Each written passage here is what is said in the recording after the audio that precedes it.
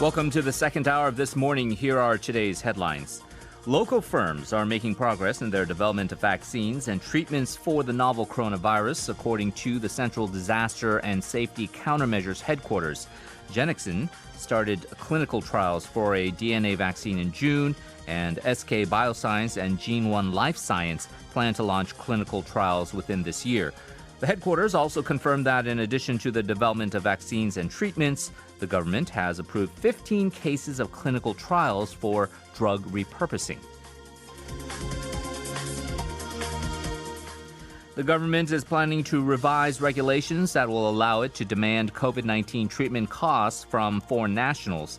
The government has been covering testing and treatment costs for foreigners regardless of their nationalities in line with the Infectious Disease Prevention Law, but decided to push for the revision as the recent spike in patients coming in from abroad is putting a strain on the medical system.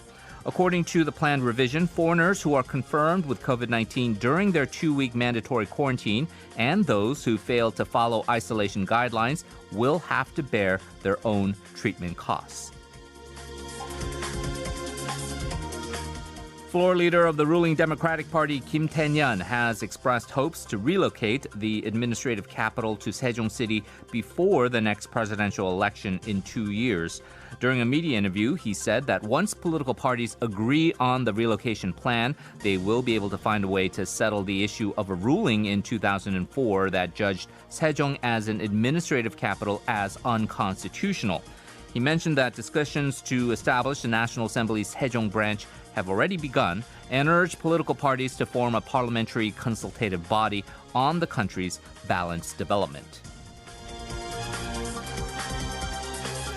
Finally, a panel of outside experts under the Supreme Prosecutor's Office have recommended district prosecutors to suspend a probe into alleged collusion between a senior prosecutor, Han Dong-hoon, and Lee Dong-jae, a Channel A reporter, to frame a liberal pundit for corruption.